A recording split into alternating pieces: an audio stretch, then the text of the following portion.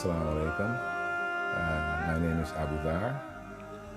I was born in what was called British Guyana at the time, and is now Guyana, in 1949. My mother was an organist. She didn't manage to get the level of education that her siblings got, being the eldest of the family, and she had to stay home to assist with domestic chores. However, she took piano lessons that took her to the highest level that you could achieve in Guyana at the time, in British Guyana at the time. And, her one permanent job was as an organist, which was actually a part-time job at the Christian Catholic Church in Guyana. She took me to the church from an early age. And I don't remember having any problem with being in the environment. In fact, I embraced it. I embraced what I knew about God. I embraced the church. I embraced the congregation. And I felt very comfortable in the church. She took me to prayer meetings on Tuesday nights and Sunday worship, and I went to Sunday school on Sundays. So I was close to religion from the very first moments of my life. The home, however, was not a religious home, I would think. It wasn't anti-religious, but it wasn't a religious home because it was a home that featured parties, music, and one of the other features of the home was the constant stream of people that came into the home. Because of music, they idolize the artists like from America, but those ones that straightened their hair, the family didn't like, right? So I had this was another pressing thing that I grew up with, right? So they had family, I had religion from going to church, and I had the Afrocentricity, and I had the politics. My great-grandmother, she was bedridden and paralyzed on her left side.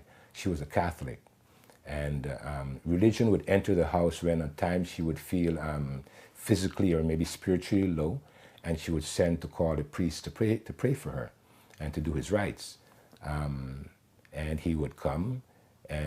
But one thing I noticed during that time is that my two uncles would always murmur beneath their breaths because to do it loud for young people, it would be disrespectful to my great-grandmother, about the priest coming to the house and to praying for my grandmother while his system is subjecting the people of our country to colonialism. They didn't think that that was right. And they would say things like, they need to pray for themselves more than to pray for people who are their subjects. So those things kind of had me thinking. And because I was a bright child growing up and excelled in school, from a very early age, I was reading a lot. Our house had a small library, and so, I would read those books. I would read school books. I would read anything I get my hands on, newspapers, anything I got my hands on. And so at an early age, I was becoming self-possessed in a sense, knowing myself, thinking, being introverted and thinking about myself, having inner thoughts and being aware of them. At that time, some of my family members decided to leave Guyana. So my aunt was the first to leave. She went to England. An uncle came to Toronto. He ended up sponsoring my mother, and she sponsored me. Before I left Guyana, there were two incidences, however, that threw me off a bit. Although I was bright and a successful student, after those incidents, I couldn't concentrate in the classroom anymore. I just lost my ability to concentrate in the classroom. And it would remain so until years after. And I would my mother would send me to different schools. I went only to private schools. And she would send me to different schools because they were puzzled as to what was happening with me in school. I would start and be at the top of the class, and by the second term, when I got to know everybody, didn't have an interest in schoolwork.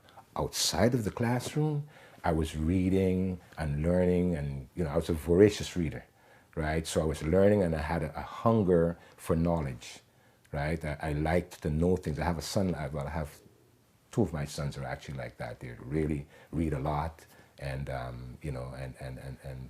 and explore their thoughts through different literature, and they just follow me in that way of reading.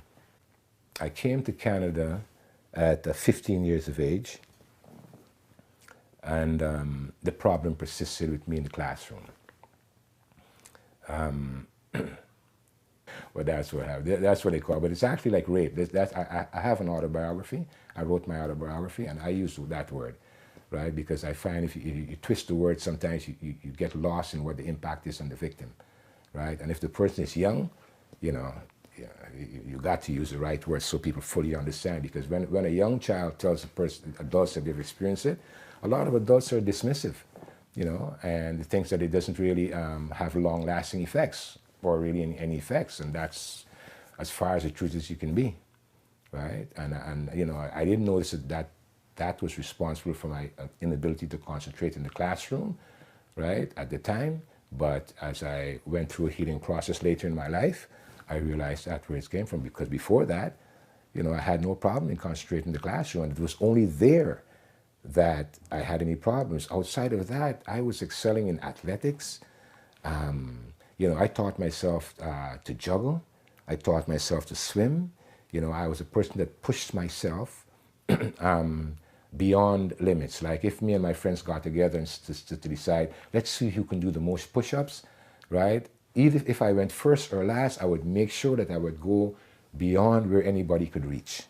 And I know, and I had a feeling as a young person that most people in competition don't push themselves to their fullest. And some people do it, but most people don't. And if they're pushed, maybe they'll do it. But I did it of my own thing. I just liked to see where my limits were, And so that I find was a good attitude and helpful, because it made me know my strengths. It made me know my abilities. So from an early age, I knew I wasn't afraid of challenges. I embraced challenges, as a matter of fact. I was growing up close to the church. My mother the church would have outings with different congregations in different places, and I enjoyed that. It was usually held in the country, and the people would prepare different foods and so on. So I enjoyed my association with the church. But then, at that time, I hadn't read the Bible much. Then I picked up the Bible and started to read the Bible. And one of the things that struck me in the Old Testament, one of the stories that struck me is the story of the prophet Nuh, alayhi salam, wherein it says that the prophet Nuh got drunk, passed out in a cave, and his son came, found him in his cave, and lifted up his tunic and saw his nakedness. So when I read that, I thought I questioned the veracity of the story, because it just didn't seem to me that could happen to a prophet, that he could get drunk, and that to the extent he passed out and his son would see his nakedness. In thinking about the story, even at that age, I thought, well, even if it was plausible to believe it, I thought that God would probably blind the son before he even saw his nakedness, because, it'd be something that would be scandalous, And so I had a problem with the Bible from my inception of reading it. Then I read the stories in the New Testament about the prophet Isa, alayhi salam, and Christians were claiming him to be God and the Son of God, and I found no evidence of him actually saying that. Then I read the book of Revelation, and I just couldn't understand it. And these were books that I read like several times, just to see if I missed something or I'm not understanding something. And at the end of it, I saw that they weren't actually scriptures. The Matthew, Mark, Luke, and John, the first 4 books of the Bible, are accepted as the Injil in the original form, but the rest of them aren't actually scriptures. So within the short time of my reading the Bible, I came to the conclusion that I came to an understanding that its veracity was to be questioned, because the stories, I couldn't find justification or answers to the stories that I was reading, though I greatly admired the stories of the prophets. And what happened with that in me is that when I read of the prophets,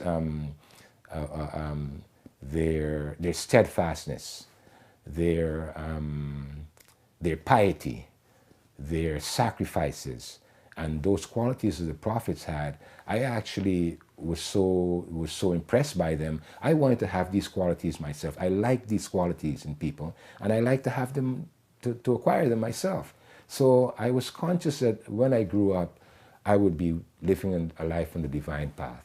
I already had known that from 9, 10 years of age. When my mother left Guyana, however, my church-going days stopped. And my uncle, who I was in the care of, did not send me to church, and I didn't go. I decided to go to New York and live with my uncles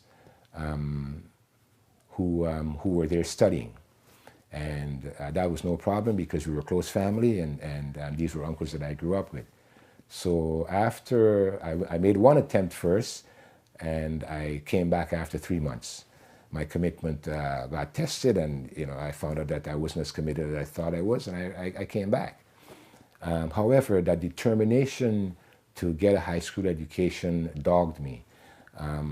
In particular, I wanted to emulate the academic success of my extended family members who all had achieved university education and so on. And they were teachers and professors and so on. So I wanted to emulate that, and I knew I had the ability to do it. So in spite of, by that time in Toronto, I was involved in some criminal activity as a young person. I also wasn't really endeared to that life, so I wanted to get out of that life also by having an education. So I went to New York, second time, and to pursue my high school diploma. When I came back to Toronto, with the help of some friends, we resuscitated a dormant Black youth organization called the Black Youth Organization. We had some meetings, but eventually it fizzed out because of lack of support. We had problems finding places to live, where when they saw us, they would promise us the place when we applied to rent a place, but once they saw us, they'd tell us, oh, we just rented the place. Jobs was the same thing.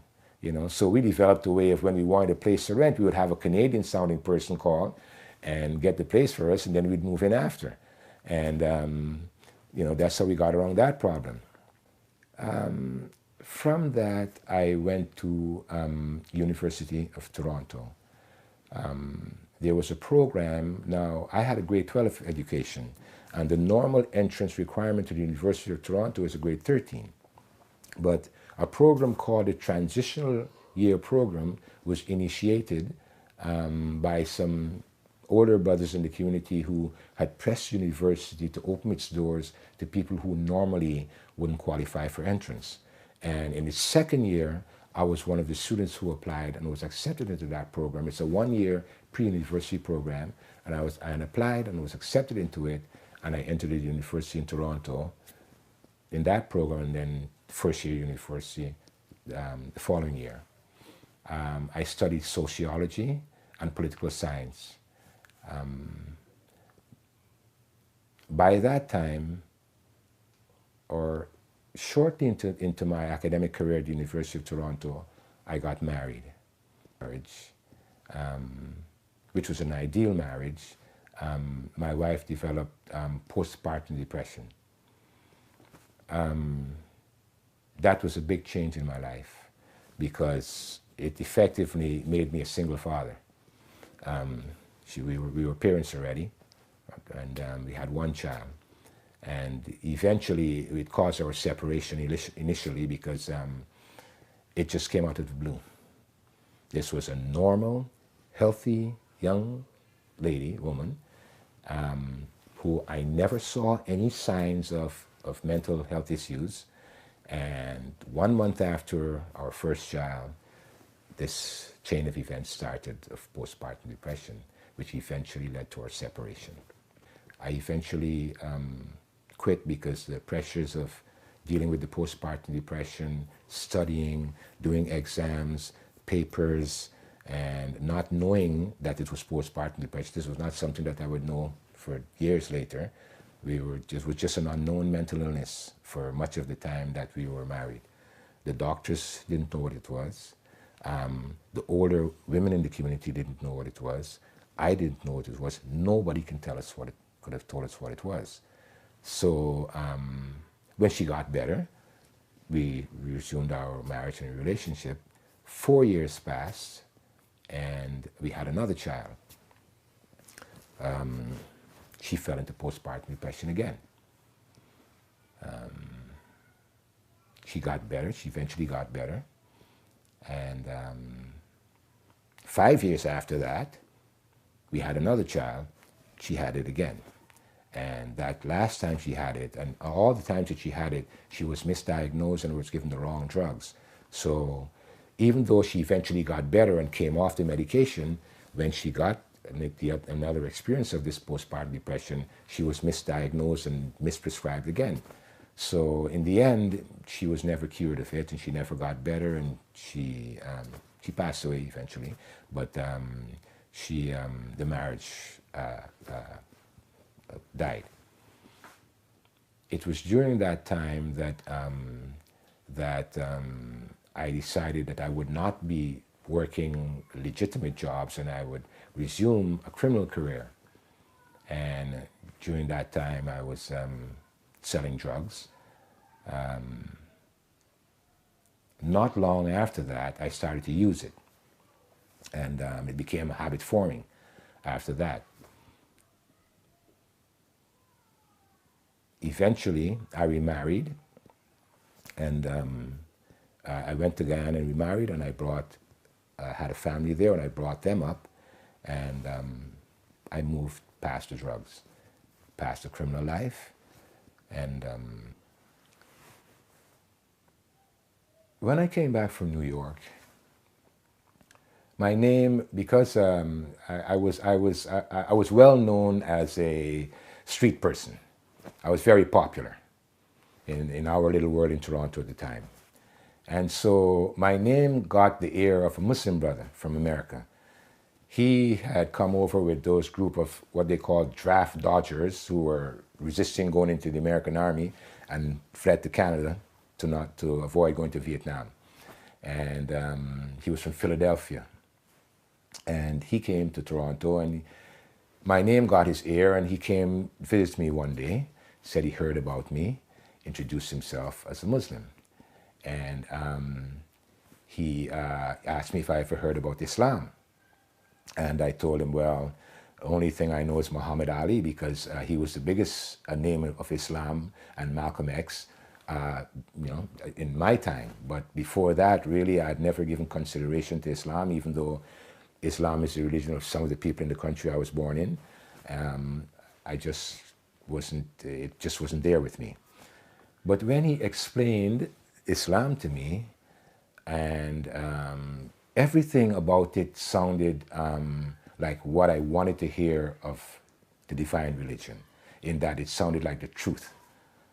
Whereas compared to Christianity, I had so many things shouting out to me that this can't be true. So he asked me how I felt about it, and I said it sounded like the truth to me. He asked me if I wanted to embrace it, and I thought about it for a bit, and I reflected on what would be necessary of me to embrace the life, which would mean me leaving the life I was living, basically, and at the time I didn't want to do that.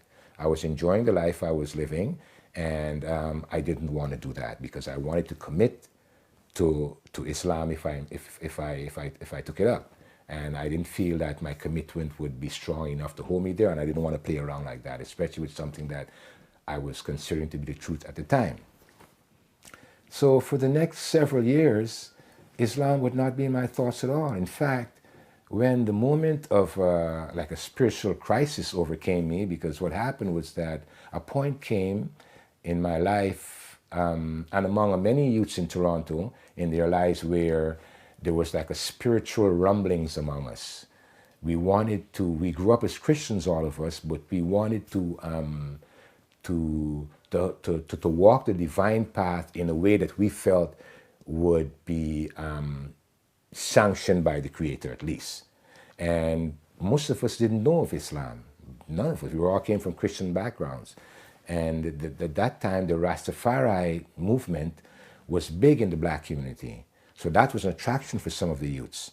On the other hand, some brothers were coming from America and introducing Islam to the us youths in Toronto also. So there were two streams running the community there. There was the Rastafari movement and there was the Islamic movement.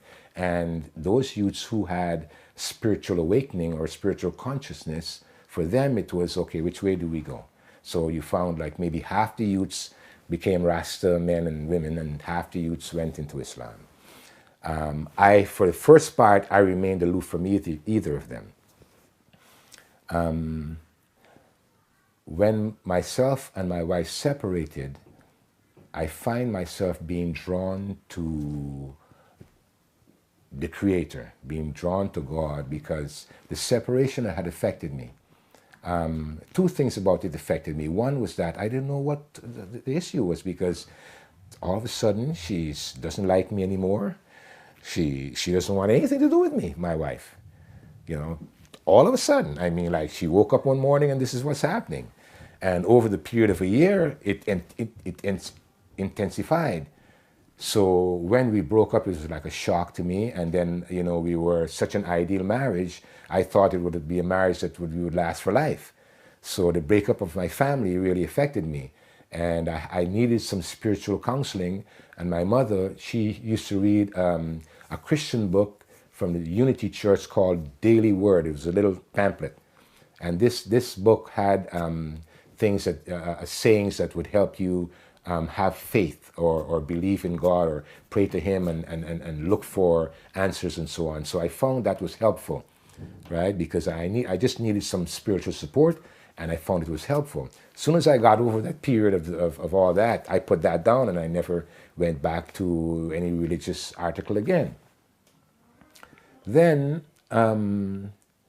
also at the time of the Rastafarian movement, I started listening to that music, especially Bob Marley's music, and he spoke a lot about God. And also I listened to other artists who were having spiritual experiences, expressing spiritual experiences in their music. So, and at that time I was living the life of a bachelor, and I rented a place and I was by myself, so I was thinking a lot. At home by myself a lot, thinking a lot, pondering where I want to go with myself spiritually. Shortly after that, I embraced the Rastafari culture. Listening to the music of Bob Marley and artists like Earth, Wind and Fire, who were the main artists that I listened to because of the spiritual nature of their music, inspired me to seek the divine path. And without looking here or there, I walked towards the Rastafari movement.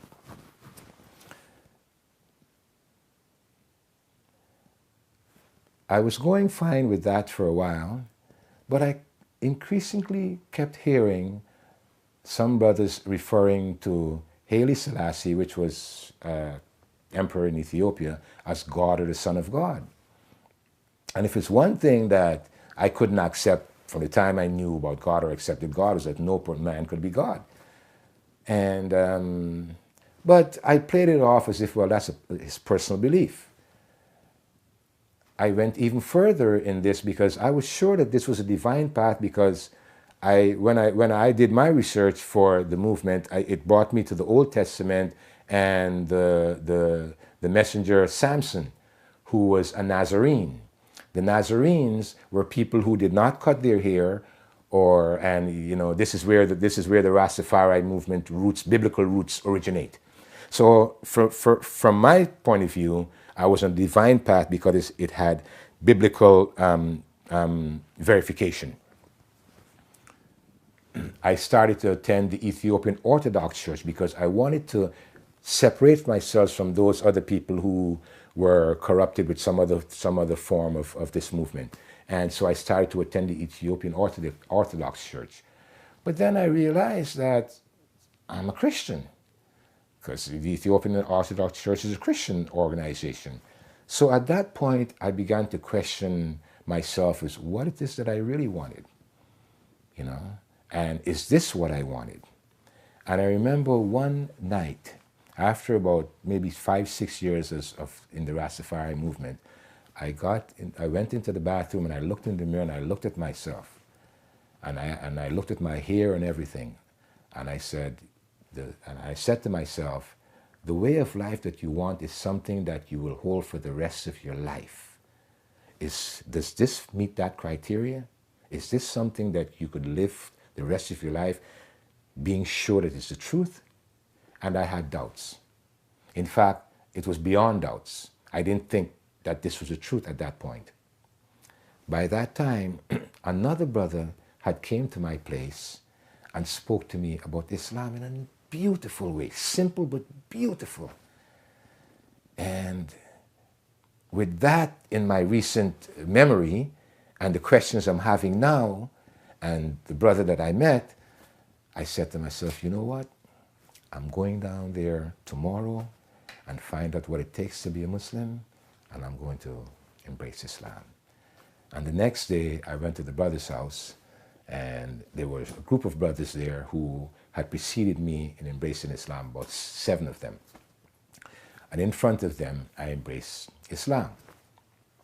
I didn't do any research. I already had 2 encounters with Islam before that had me have this feeling that I'm on solid ground as far as the truthfulness is concerned of Islam. So, and in fact, in the Sunni schools, there just wasn't that many things that you could do research on other than maybe Rasulullah's life, you know. There wasn't that much literature, and I was satisfied that I was on the right path. There was only one time that one brother mentioned to me, if anybody asks you what school you were in, say Sunni school. But for the most part, our group were not a people that identified with Sunni Shia. We were just people who had hunger for the truth and the way of Allah, who we called God at the time, right, before we were Muslims. So we were just hungry for that. And if something presented itself like that to us, we would have gone. Fortunately, nothing else presented itself like that to us except Sunni Islam at the time. And so we embraced that. But there were 2 brothers among us who were of Shia Islam. They never pressed us about it, and they just left us alone. And they would come around us from time to time. And we were all comfortable with who we are. It so happened that some years later, that we called it a Jamaat. There was a group of us in our families. And our little Jamaat broke up. And the place of congregation moved from where it was to my home. My home was convenient because by that time, my marriage had fallen apart, and I had custody of 3 children from that marriage. And so I was just like a single father. So it was convenient to go there, right? So you wouldn't be disturbing a family as such, right? Just me and my children. And while in that experience, one of the brothers of the 2 brothers who were of the Shia school, he needed a place to stay. And being open-minded as we were, fine, come stay by my place. Came to stay by my place. And he brought his books. One day, he introduced us to the books. And we were cool. We never had a Sunni Shia thing at all. So yeah, let's see the books. We were never gotten that close to Shia Islam at the time. From the moment we read the books, that's it. We were like the domino, all of us. All of us, one by one, embraced the Shia school. All of us. So now there were 3 brothers who were hardcore in their beliefs, and they stayed in the Sunni school. But out of the maybe 9, 10 of us, 7 of us embraced that school, and we are to this day. I remember the books that impressed me where I read a book like Ali the Magnificent, Hussein the Savior of Islam. I mean, those books, I didn't even want to go to sleep. You know, we held on. We were staying up late at night in discussion. We couldn't believe what we were reading. Everything made sense because we found it, we knew something was missing. Because when we were in the Sunni school, we found that, okay, we read the rightly guided caliphs. And that was the extent of literature. We had a book by Sayyid Qutb. And that was the extent of our literature. So we were thirsty, like this is all there is. Like just make salat and fast and eat halal food. That was our Islam, you know. And so when the world of Shia Islam moves us, it's all these things about the prophets, the 12 imams, and all the people of his household and all the literature. It was unbelievable to us, and so we became ferocious readers. We got in touch with the brother Musawi, who is related to one of the 70 Imam, and he had a whole library. We tore him up, right? Ate up his books. We were by him every few days, and he was giving us the books. Then he told us about the Bayview mosque, right? We started going to that mosque, and on the basement of that mosque, they had books by the P. Ibrahim Muhammad Trust, Truth, Light, and Knowledge. We were floored. We were reading everything we could get our hand on, you know, because, you know, this is knowledge, right? And it's things we didn't know. We found it like we were misled. People were keeping things from us. Next thing you know, we started taking the information to the Sunni masjid, and little did we know, and Jami Mosque, and you know, the people were like, we thought we were just, hey, do you know of this, right? And people would be like us, you know, but they were like, well, we can't deal with that stuff, and don't circulate that stuff here too much because you know, it'd be trouble, you know. And so we eventually, you know, coalesce among our own selves, and we continued that existence. Today, I am a semi-retired teacher in Ottawa, and I am looking to launch another career, public speaking about my life, in any fora or to any group of people that are willing to hear me speak. And particularly, I think I can speak about challenges and overcoming them and addressing them, and even postpartum depression. I had a lot of experience with that, and my daughter also suffers from it, his sister, my son's sister, and she also has lost a lot too, right? And we didn't even know that she was suffering from it, so it passed by us like that. So I want to start, I've written my autobiography, and I've written 3 children's books.